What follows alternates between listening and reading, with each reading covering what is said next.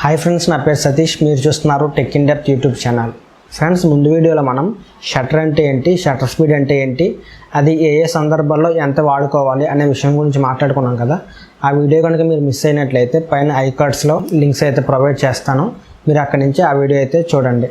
Friends, ఈ వీడియోలో మనం ISO అంటే ఏంటి, అదేవిధంగా ఈ ISOని ఏ సందర్భాల్లో ఎంతెంత మనం మెయింటైన్ చేయాలి అనే విషయం గురించి మాట్లాడుకుందాం.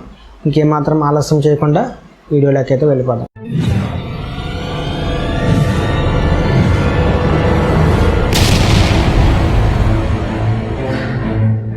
ఫ్రెండ్స్, ముందుగా మనం ISO గురించి మాట్లాడుకున్నట్లయితే మన కెమెరాలో షట్టర్ స్పీడ్ అదేవిధంగా అపర్చర్ ఈ రెండు మనకి ఫిజికల్గా లైట్ని కంట్రోల్ చేస్తూ ఉంటాయి. సో అదే మనం ISO గురించి చూసుకున్నట్లయితే ISO అనేది లైట్ని డిజిటల్గా కంట్రోల్ చేస్తూ ఉంటుంది. ఫ్రెండ్స్, ఇంకా సింపుల్గా చెప్పాలంటే మనకి ఈ ISO అనేది మన కెమెరా సెన్సార్ యొక్క సెన్సిటివిటీని ఇంక్రీజ్ చేస్తూ ఉంటుంది.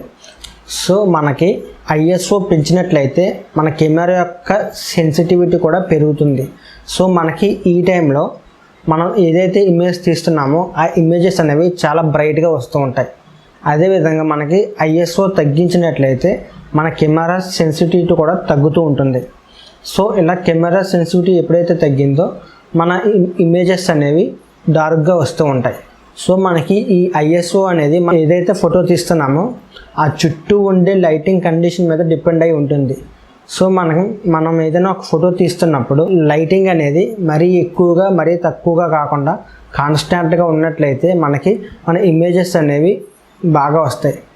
అదేవిధంగా మనం ISOని అడ్జస్ట్ చేయాల్సిన పని ఉండదు.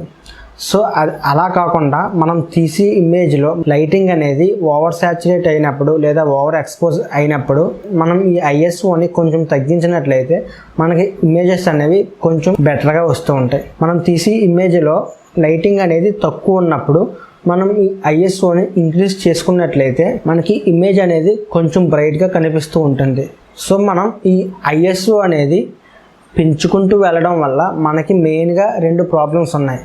నెంబర్ 1 ఏంటంటే మనం ఈ ISOని మనకి ఎంతైతే కావాలో అంతకంటే ఎక్కువ మనం ISO పెంచినట్లయితే మనం తీసి పిక్చర్ ఏదైతే ఉంటుందో ఆ పిక్చర్లో మనకి చిన్న చిన్న డాట్స్ వస్తూ ఉంటాయి.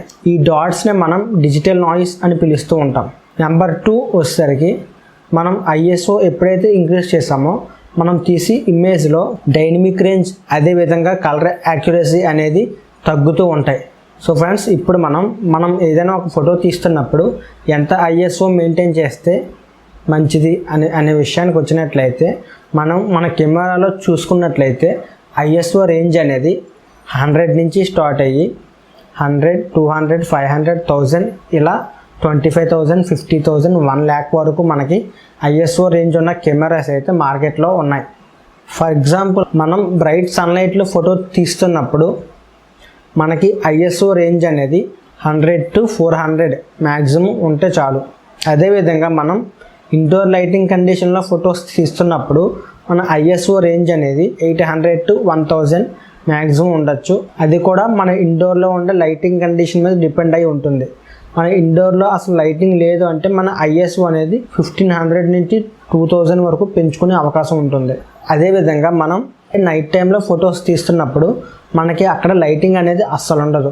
సో అలాంటి టైంలో మన ISO అనేది ఖచ్చితంగా చాలా ఎక్కువ మెయింటైన్ చేస్తూ ఉండాలి. ఎందువల్లంటే మనం తీసి ఇమేజ్లో అసలు లైటింగ్ అనేది ఉండదు.